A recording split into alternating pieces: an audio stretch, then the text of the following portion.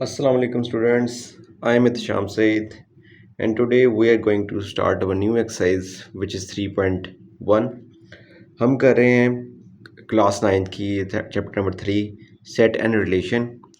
Chapter number 3 का हमने 3 exercise कर ली है, 3.4, 3.2, 3.3 कर ली हमने। अब हम करेंगे 3.1। ठीक है, तो ये एक्सरसाइज जो है बहुत आसान है, सिंपल, डिपेंड करता है वेन डायग्राम के ऊपर।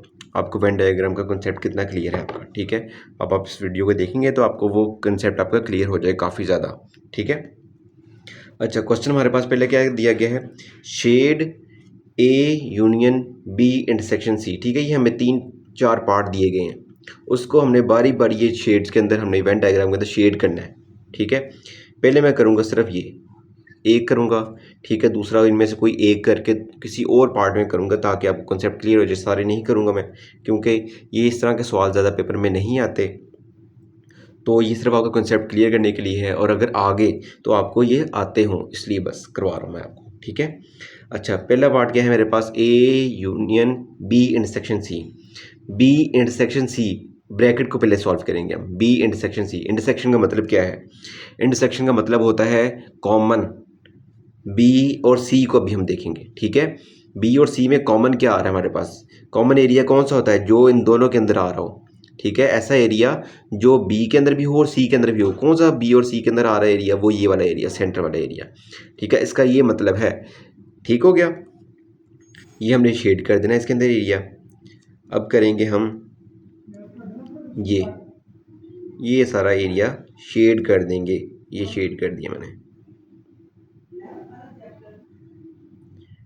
ठीक हो गया, अच्छा जी, ये इतना एरिया शेड हो गया। उसके बाद देखना है हमने कि बी ए यूनियन, जो इसका आंसर आएगा उसके साथ हमने ए यूनियन भी कर देना है। ठीक है, यानी कि ए को भी हमने अब कर देना है कॉमन, ए को भी शेड कर देना हमने।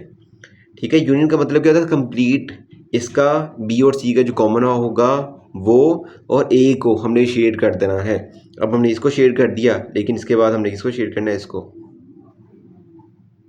ये शेड कर दिया हमने। ठीक है, बस इतना सा तो काम था, शेड करना है हमने मेन। बस ये चीज़ आपको पता हो कैसे करना है। कॉमन पहले देखना है आपने, कॉमन।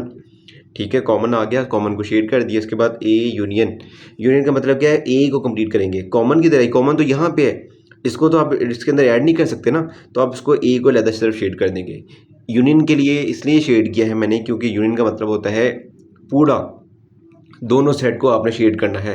तो ये भी शेड होगा, ये भी शेड होगा। ठीक है, ये भी शेड हो गया, ये भी शेड हो गया। ये इसका इतना सा आंसर था। अब हम करेंगे इसका पार्ट 4 करा देता हूँ आपको मैं इसका पार्ट। ठीक है, और इसमें से कोई एक पार्ट कराऊंगा उसमें से। ठीक है, अच्छा जी, हमारे पास सेकंड पार्ट ये है। सेकंड पार्ट के लिए मैं ये वाला पार्ट करता हूँ इसमें से। ठीक है, कोई भी कर सकते हैं आप, आपने हर पार्ट को इसके अंदर शेड करना है। ठीक है, मैं तो एक एक कर रहा हूँ ना, आपने हर पार्ट को इसके अंदर शेड करना है बारी बारी। ठीक है, इसलिए ये सॉल्व काफ़ी लेंथी बन जाता है, लेकिन है इतना लेंथी नहीं। पेपर में अगर आएगा, अगर सपोज कर लेते हैं आएगा, तो इसमें से आपको ये पार्ट दिया जाएगा और कोई भी एक डायग्राम दी जाएगी कि आपने बताना है शेडिंग कैसी होगी, बस। ठीक है, एक पार्ट दिया जाएगा, उसकी शेडिंग करनी है, सारे पार्ट का नहीं बोला जाएगा आपको। तो मैं इसमें से एक पार्ट कर लेता हूँ, ये करता हूँ जी, ये पार्ट लिखता हूँ ऊपर, A intersection B union C. ठीक है, ये लिख लिया। इसका हमने क्या करना है, अभी शेडिंग करनी है। B union C, B union C का मतलब क्या है। ठीक है, बी यूनियन सी का मतलब क्या है, बी और सी दोनों, बी, ये बी है और ये सी है, दोनों दोनों को शेड करना है हमने। ठीक है, यूनियन का मतलब होता है, जब भी यूनियन आपके दिमाग में आएगा वर्ड, तो आपको पता होना चाहिए दोनों सेट की बात हो रही है, दोनों सेट को आपने इंक्लूड करना है, कॉमन की बात नहीं करनी है आपने। यानी कि ये भी कंप्लीट हो जाएगा और ये भी कंप्लीट हो जाएगा। ठीक है, अभी मैं शेयर नहीं कर रहा, अभी सिर्फ बता रहा है आपको मैंने। बी यूनियन सी हो गया। उसके बाद आपने करना है जी इसका इंटरसेक्शन। इंटरसेक्शन में कॉमन क्या आ रहा है, कॉमन ए तो आपका सी सेट के अंदर ही है, तो कॉमन एरिया कौन सा होगा आपका, तो कॉमन एरिया आपके पास आ जाएगा यही। ये कंप्लीट, ये पूरा सेट जो है ना, अगर कॉमन एरिया देखा जाए तो कॉमन एरिया हमारे पास ये ए का बनेगा, एक और इसका। ठीक है, अब ये तो हमारे पास आ गया यूनियन। ठीक है, अगर इंटरसेक्शन देखी जाए, इंटरसेक्शन देखी जाए तो फिर सिर्फ ये आएगा इंटरसेक्शन के अंदर। ठीक है, तो हम इसको शेड करते हैं। तो शेडिंग कैसे होगी इसकी, तो बी यूनियन सी तो हमें दिया गया था, ठीक है। बी यूनियन सी का मतलब है इन दोनों को शेड करना, लेकिन हमने जो एंड पे आंसर आएगा, आंसर क्या आना चाहिए हमारे पास, ए इंटरसेक्शन के साथ आना चाहिए। तो ए इंटरसेक्शन का मतलब क्या है, ये वाला एरिया, सिर्फ इंटरसेक्शन तो यही होगा ना, कॉमन एरिया। तो हम सिर्फ इसको शेड कर देंगे। शेडिंग आपकी मर्ज़ी से हो सकती है, मैं सिर्फ लाइनें लगा दूँ तो आप जैसे मर्ज़ी शेड करें, ठीक है। ये मैंने शेड कर दिया इसको।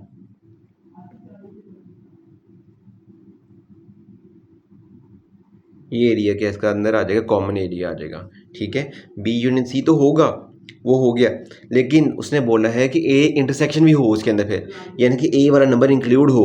तो ए वाला नंबर तो सिर्फ इतना से इंक्लूड हो रहा है, ए सेट जो है वो सिर्फ इतना सा है, तो वो सिर्फ आएगा इसके अंदर, वो शेड होगा, ठीक है। अब हमारा ये क्वेश्चन नंबर 1 कंप्लीट हो गया है। क्वेश्चन नंबर 1 आपको समझ आ गई होगी। सिर्फ आपने असल में जो एंड पे रिजल्ट होता है ना, वो उसको शेड करना होता है, ठीक है, बस। अब हम करेंगे क्वेश्चन नंबर 2 इसका। Now this is your question number 2। इसके अंदर आपको एक्स वाई जेड सेट दिया गया है। Then find the following using venn diagram. पहले आपने इसको सॉल्व करना है, उसके बाद आपने इसकी वेन डायग्राम भी निकालनी है, ठीक है। बस पहले हम इसको सॉल्व करते हैं। पहले क्या बोला गया है, एक्स, या हम पहले ब्रैकेट को सॉल्व करते हैं, ठीक है। एक्स यूनियन वाई, तो एक्स यूनियन वाई लिख लेते हैं यहाँ पे हम, ठीक है। तो एक्स की वैल्यू क्या है मेरे पास, A B C D and E, ठीक है, यूनियन का निशान। तो वाई का सेट हमारे पास क्या है, ए सी एंड ई। कॉमन कॉमन नहीं लेना है इसके अंदर हमने, ठीक है। यूनियन का मतलब क्या है कि दोनों सेट, बस नंबर को रिपीट नहीं करना आपने। A B C D and E आ गया आपके पास, ठीक है। बात समझ आ गई है। अगर देखा जाए यहाँ पे जो ए भी है इसके अंदर, एक्स के अंदर, सी भी है, ई भी है, यानी कि जो वाई वाला सेट है कम्प्लीटली एक्स के अंदर है, ठीक है। तो उसको बोलेंगे प्रॉपर सेट, ठीक है। जब कोई दूसरा सेट जो है पहले सेट के अंदर कम्प्लीटली प्रेजेंट हो, यानी कम्प्लीटली मौजूद हो, उसके हर एलिमेंट मौजूद हो, तो उसको बोलेंगे प्रॉपर सेट। अब हम क्या करेंगे, इसका आंसर तो आ गया, अब हमने इसका यूनियन लेना है जेड के साथ। ये आ गया इसका आंसर, अब लेना है यूनियन इसका जेड के साथ। A B C D and E, union Z. Z की वैल्यू क्या है, जी एच आई एन जे, ठीक है। अब इसका आंसर आपके सामने ही है। जो यूनियन का मतलब क्या है, कॉमन तो है नहीं इसका मतलब, इसका मतलब है सारे वैल्यूज़ को आपने लिख देना है, सारे एलिमेंट्स को आपने लिख देना है, ठीक है। अच्छा, ये इसका आंसर आ गया। अच्छा जी, अब हम क्या करेंगे, अब हम क्या करेंगे, इसकी वेन डायग्राम का बोला गया, तो वेन डायग्राम,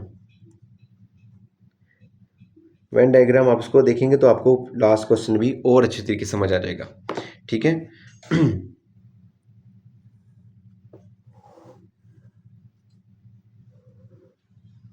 ठीक है, वेन डायग्राम के लिए यहाँ पे होता है एक यूनिवर्सल सेट, ठीक है। अच्छा, अब इसकी डायग्राम आपने डेटा के हिसाब से बनानी होती है। इस क्वेश्चन की वेन डायग्राम एक ही होगी, क्योंकि डेटा हमारे पास सेम है ना, डेटा तो चेंज नहीं हो रहा ना। इस क्वेश्चन नंबर 2 की वेन डायग्राम सेम है, जो अभी मैं बना कर दिखाऊंगा आपको वही होगी, ठीक है। बस शेडिंग चेंज होती रहेगी कि वो क्वेश्चन के हिसाब से, ठीक है। अच्छा, वेन डायग्राम क्या है, मैंने आपको भी बताया था कि वाई जो है आपका, वाई के सारे एलिमेंट एक्स के अंदर मौजूद हैं। पहले मैं आपके सामने लिखता हूँ एक्स,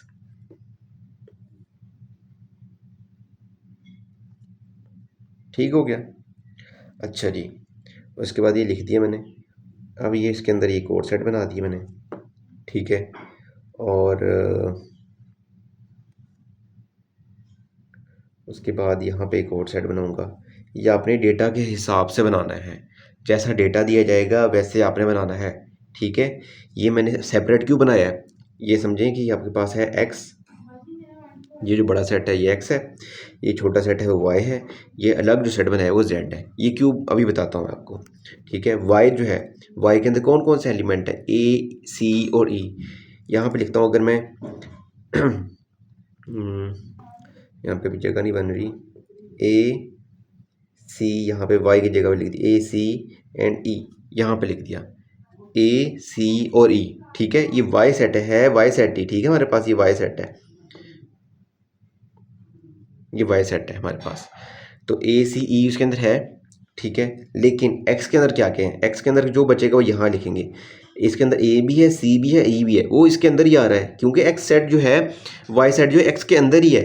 ठीक है, तो बस वाई के सेट के एलिमेंट अलग लिख दिए एक्स के सेट के अंदर, जो अब एक्स के अंदर नहीं है, यानी कि जो वाई के अंदर नहीं है वो लिखेंगे अब हम। वाई के अंदर कौन कौन से नहीं है? बी नहीं है, उसके अंदर डी नहीं है, ठीक है, बी और डी नहीं है, वो हमने लिख दिए बाहर। इसका अगर देखा जाए तो टोटल एक्स का सेट क्या बनता है? A B C D E. ठीक है, काउंट्स को हम सबको करेंगे क्योंकि एक्स के अंदर ही है ना ये, समझे कि एक्स एक घर है हमारे पास, एक्स एक घर है, उसके अंदर दूसरा कमरा है, दूसरे कमरे के अंदर क्या है? एक कमरा है, उसके अंदर एलिमेंट कौन कौन से? ए सी ई, और ये दूसरा जो कमरा है उसके अंदर बी डी है, सिर्फ है तो घर ही ना, उसका कमरा है, उसको तो इंक्लूड करेंगे हम, कमरे को तो इंक्लूड करेंगे हम। ठीक है, अच्छा ये अब जेड के अंदर क्या क्या एलिमेंट है? जेड के अंदर जी एच आई एंड जे। इसको मैंने कॉमन क्यों नहीं लिखा, मैंने इसको साथ ओवरलैप क्यों नहीं किया? क्योंकि इसके अंदर कुछ भी कॉमन नहीं है। इसको हम तब ओवरलैप करते हैं जब कोई कॉमन हो, अगर कॉमन नहीं है तो ओवरलैपिंग की ज़रूरत नहीं है हमें। ठीक है, अब हमने शेड करना है, बस सिंपल सी बात है। बस आपने ये आपको इसलिए अच्छे तरीके से समझा रहा हूँ क्योंकि आपको कॉन्सेप्ट क्लियर हो जाए कि बनाते कैसे हैं। डेटा के हिसाब से बनाना होता है असल में, जैसा डेटा दिया गया है वैसे आपने बनाना है। ठीक है, अब शेड करते हैं। शेड आपको बता दिया गया है जी कि आपके पास आंसर आ रहा है ये। ठीक है, दोनों यानी कि A B C D E G H I और जे। ठीक है, वो दोनों अलग अलग हैं तो आपने दोनों को शेड करना है, यानी कि हर एलिमेंट आ गया इसके अंदर, तो शेड आपने सबको कर देना है। ये शेड कर दिया, शेड कर दिया, इसको भी शेड कर दिया, इसको भी शेड कर दिया, हर एलिमेंट आ गया इसके अंदर, ये पूरा शेड हो जाएगा। अगर कॉमन होता है तो कॉमन के हिसाब से हम शेड करते हैं। ठीक है, आई होप सो आपको ये क्वेश्चन समझ आ गया होगा। अब हम करेंगे इसका क्वेश्चन नंबर 3। ठीक है, अच्छा जी, आपके पास है ये क्वेश्चन नंबर 3। क्वेश्चन नंबर 3 के अंदर सिंपल वही चीज़ें हैं कि आपने अब बस ये चेंज आया है इसके अंदर कि आपको दे दिया गया है verify associative law of union and intersection. एक एसोसिएटिव लॉ होता है। ठीक है, एसोसिएटिव लॉ का जब भी नाम आएगा तब आपको दिमाग में आ जाना चाहिए कि 3 सेट की बात हो रही है। ठीक है, जब भी एसोसिएटिव लॉ की बात होगी या एसोसिएटिविटी की बात होगी तो मतलब है 3 सेट की बात हो रही है। ठीक है, एसोसिएटिव लॉ हमेशा 3 सेट में लग सकता है, 3 से कम में नहीं लग सकता, 3 से ज़्यादा में नहीं लग सकता। ठीक है, अच्छा ज़्यादा में लग सकता है लेकिन फिर भी हम जो कम में नहीं लग सकता। ठीक है, अब हम क्या करेंगे? यूनियन, एक यूनियन का लॉ होता है, एक इंटरसेक्शन का लॉ होता है। ठीक है, पहले मैं आपको लॉ लिख देता हूँ। यहाँ पे है जी हमारे पास ए, 3 लिखने सेट आपने पहले यूनियन के अंदर, A union B union C is equal to A union B union C. लिख लिया आपने, यूनियन का लॉ लिख लिया। अभी ये ख़त्म नहीं हुआ, बस आपने ये करना है पहले सेट में दूसरे पे, सेकंड 2 नंबरों पे आपने लगा देने ब्रैकेट, आपने लगा देनी है, और दूसरे इक्वल टू के उस साइड पे पहले 2 नंबरों पे आपने ब्रैकेट लगा देनी। ये आपका क्या हो गया? Associative law of union. ठीक है, सेकंड, अब इंटरसेक्शन की बारी आ गई है, वही काम है सेम, अब इंटरसेक्शन आ जाएगा बस, A intersection B intersection C. ठीक हो गया, अब आपने क्या करना है? वही काम सेकंड 2 पे लगा दो, उसका फर्स्ट 2 पे लगा दो ब्रैकेट। ये आपका क्या हो गया? लॉ हो गया। आपने ये चीज़ प्रूफ करनी है जी। क्वेश्चन नंबर 1 में जो डायग्राम्स दी गई हैं, वेन डायग्राम्स दी गई हैं, उसके अंदर शेड करके आपने बताना है, बस वही आसान काम है। बस अब मैं यूज़ कर लूँगा, पहले मैंने फर्स्ट वो यूज़ की थी डायग्राम्स, अब मैं यूज़ करूँगा थर्ड या फोर्थ। ठीक है, इसमें से एक क्वेश्चन में कराऊँगा बस, क्योंकि दोनों का मतलब एक ही है। यूनियन मैंने आपको करवा दिया था पहले ही, कंसेप्ट आपको क्लियर हो गया था। इसमें लेकिन बनाना क्या है? आपने 2 दफ़ा बनाना है, ए लेफ्ट हैंड साइड और राइट हैंड साइड। ठीक है, शेडिंग सेम होगी लेकिन आपने फिर भी दोनों करना है, प्रूफ करना है ना आपने, क्योंकि इक्वल टू जब भी दरमियान में आएगा और वेरीफाई अगर जब भी बोला जाएगा, इसका मतलब क्या? प्रूफ करना है left hand side is equal to right hand side. ठीक हो गया, अच्छा जी, हमारे पास है इसका पार्ट 3। ठीक है, पार्ट 3 जो है मैंने यूज़ किया है क्वेश्चन 1 का पार्ट 3, क्वेश्चन 1 का पार्ट 3 यूज़ किया है। ठीक है, मैंने तो हम ये यूज़ करेंगे, इंटरसेक्शन वाली की बात करेंगे। लेफ्ट हैंड साइड पहले मैं लिख लेता हूँ, यहाँ पे लेफ्ट हैंड साइड सॉल्व कर रहा हूँ मैं। ठीक है, लेफ्ट हैंड साइड मतलब ये वाली हिस्सा, ये वाली साइड सॉल्व करूँगा। ठीक है, इसके अंदर क्या बात की गई है? B intersection C. B intersection C किधर होगा? वो है जी हमारे पास यहाँ पर। ठीक है, बी इंटरसेक्शन सी यहाँ पर है ना। ठीक है, अच्छा उसके बाद बी इंटरसेक्शन सी तो हो गया, बी इंटरसेक्शन सी आ गया मेरे पास, यहाँ पे शेड होगा, लेकिन उसके बाद क्या कह रहे हैं? इंटरसेक्शन आपने ये अभी शेड नहीं करना, ये शेड हो गया, लेकिन बी इंटरसेक्शन सी हो गया के यानी कि इसके दरमियान में जहाँ पे वो कॉमन आ रहा है, कॉमन एरिया जो होगा वो ये एरिया हमारे पास। अब उसके बाद क्या है जी, ए इंटरसेक्शन करना है आपने, जो इसका आंसर आएगा उसके साथ अपने ए इंटरसेक्शन कर देना। ए इंटरसेक्शन वाला कोई एरिया कौन सा है, देखें ये जो तीनों है ना, ए और बी का जो कॉमन एरिया वो ये है, ये वाला एरिया कॉमन एरिया, ठीक है। ए और सी का जो कॉमन एरिया वो ये है, बी और सी का जो कॉमन एरिया वो ये वाला एरिया, ठीक है। लेकिन जो तीनों का कॉमन एरिया वो कौन सा, ये है, ठीक है। तो यानी कि जब बी और सी तो कॉमन आ गया, वो यहाँ पे शेड हो रहा था, लेकिन जब हम ए इंटरसेक्शन की बात करेंगे वो सिर्फ यहाँ पर शेड होगा, यहाँ पे सेंटर में शेड होगा, ठीक है। वो यहाँ पे शेड हो गया, यही इसका आंसर है बस, ठीक है। अब हम करेंगे इसका right hand side.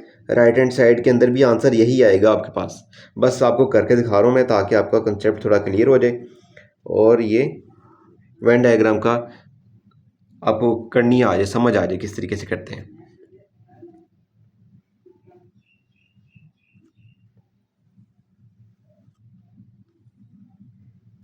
A B and सी, ठीक है, वही चीज़ है, लेकिन लेफ्ट हैंड साइड पर हमारे पास क्या है, A intersection B, A intersection B वो किधर है, ये है इंटरसेक्शन। अब यहाँ पे आ रहा है कॉमन एरिया हमारे पास ए इंटरसेक्शन बी का, इसकी बात करो ना मैं। राइट हैंड साइड का मतलब क्या, ये वाली इस साइड की बात करो। ए इंटरसेक्शन बी का मतलब है ये कॉमन एरिया आएगा मेरे पास, ये वाला एरिया आएगा, ठीक है। लेकिन जब मैं इसके आंसर में देखूंगा कि इंटरसेक्शन सी भी करना है मैंने, ठीक है, तो इंटरसेक्शन सी जब इंक्लूड करूंगा तो कौन सा एरिया आ जाएगा, ये वाला एरिया आ जाएगा जिसमें तीनों चीज़ें इंक्लूड हो रही हैं, तीनों चीज़ें कॉमन आ रही हैं, तो ये आ जाएगा जी वाला एरिया, बस कॉमन आ जाएगा। इसमें ए और बी भी कॉमन आ रहा है, इसमें सी भी कॉमन आ रहा है, तो ये आपका एरिया शेड हो जाएगा। तो अगर देखा जाए तो हमारा यही आंसर आ रहा था इसके अंदर भी, left hand side is equal to right hand side हो गया, आपका आंसर भी आ गया और ये प्रूफ भी हो गया। आई होप सो आपको ये क्वेश्चन समझ आ गई होगी, और हम इंशाल्लाह नेक्स्ट वीडियो के अंदर एक्सरसाइज कंप्लीट करने की कोशिश करेंगे। टिल देन ओके, अल्लाह हाफिज़।